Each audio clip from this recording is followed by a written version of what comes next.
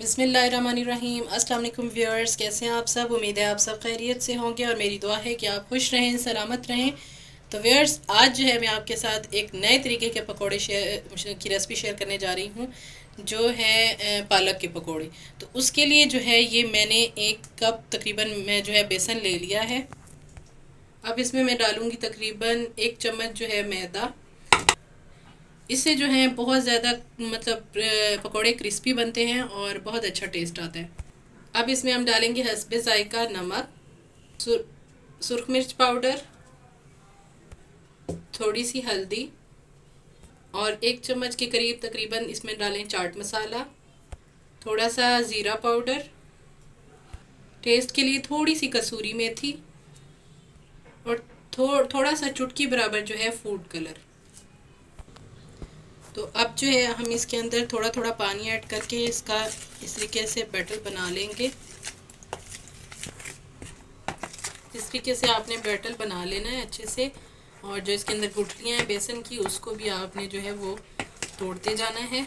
اور ویورز، آپ ہمارے چینل کو لائک بھی کیا کریں، سبسکرائب بھی کیا کریں، اور کمنٹس بھی کیا کریں۔ یہ آپ کی طرف سے محبت ہوتی ہے اور حوصلہ افزائی ہوتی ہے ہمارے لیے۔ تو اب جو ہے یہ میں نے پالک کے پتے جو ہیں ان کو میں نے دھو لیا تھا۔ تو یہ اس طریقے سے پالک کے پتے لے کے آپ نے جو ہے اس کو اس میں اس طریقے سے ڈپ کرنا ہے۔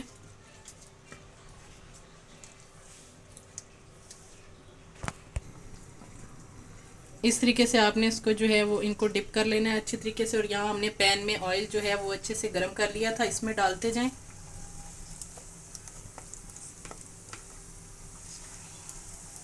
بہت زبردست یہ پکوڑے بنیں گے، بہت کرسپی اور بہت ہی لائٹ ہوتے ہیں، بالکل سنیکس جیسے ہوتے ہیں، لائٹ اس طریقے سے۔ ہلکی پھلکی بھی بھوک میں بھی آپ کھا سکتے ہیں، بچوں کو بھی بنا کے دے سکتے ہیں، یہ ہیلدی بھی ہیں۔